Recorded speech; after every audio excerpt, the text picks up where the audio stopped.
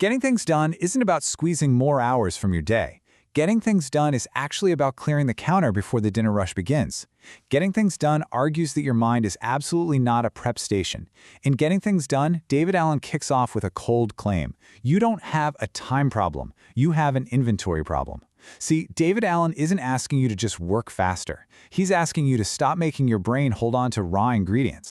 Listen to this truth, and I really want you to let this visceral realization sink in.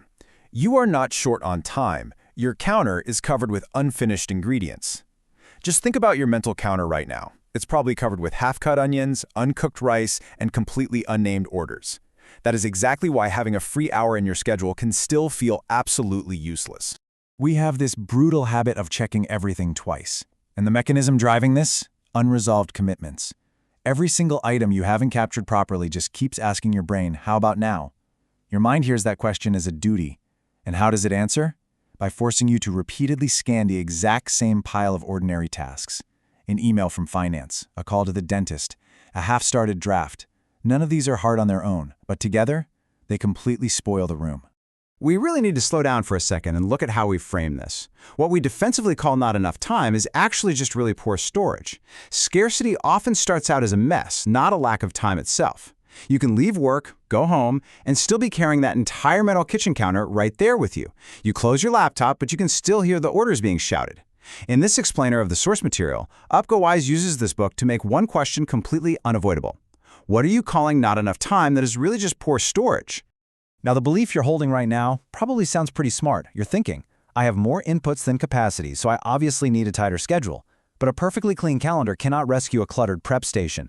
David Allen collapses that false belief completely by introducing a 5-step sequence to translate all that raw work. Capture, clarify, organize, reflect, and engage.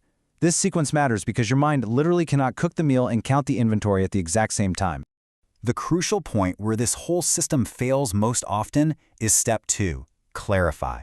We let our tasks stay vague, mainly because vague tasks feel a lot less demanding in the short term. But here's the thing, scarcity is often just unprocessed work. Because we skip that clarifying step, we allow those vague, undefined tasks to repeatedly demand our attention, draining us dry. This leads us right to the physical translation problem. Think about it. Plan trip is a pile. Check passport date is an action. Fix team meeting is a pile. Send one agenda draft is an action. The difference here is incredibly physical. A body can easily execute an action, but a body can only worry about a vague pile. And this sets up a very common decision point. Faced with a task, you usually think, do it now or defer it. You have to choose. Most people pick either speed or delay, but I wish this weren't true. Both of those choices hide the exact same misunderstanding. Choosing speed or choosing delay both fail entirely if the work itself remains undefined. The real issue is never now versus later. The issue is always undefined versus defined. Which brings us to this. Your mind is for having ideas, not holding them. That is a verbatim quote from this book. And it simply means that human attention deserves clean conditions. This book isn't telling you that your worth goes up with your output. It's telling you that your mind is meant for brilliance. It's not meant for holding on to a grocery list. Now, you might be wondering why this book starts with all the raw, messy stuff touching your attention right now, rather than, say, your grand life purpose. Well, it's because hidden commitments cannot be ranked, vague commitments cannot be chosen, and stale commitments cannot be trusted. Think of a cook physically clutching every single ingredient in their hands. They can't actually cook anything. That kind of grip isn't care. That grip is just blocked use. And that leads us to a severe yet totally liberating claim. The mind is a place for judgment, not storage. It's a place for taste, for timing, and for choice. When you finally take the storage of these tasks and move it outside your head, that's when judgment, true high-level decision-making, finally returns inside your head. So, how do we actually maintain this external system? The weekly review. It's the moment the prep station gets reset, a return to trust. Look, this isn't about administrative guilt, and it's definitely not some boring chore. It's the friction that builds a trusted system. It literally tells your brain, hey, I will come back to this. And once your mind actually believes that, it finally stops doing all the remembering for you. I do have to warn you here, though. People buy these beautiful productivity apps and fresh, expensive notebooks, and they still fail. Why?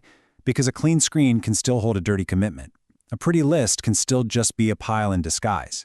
If you capture things without clarifying them, those unreviewed vague items are just going to crawl right back into your head.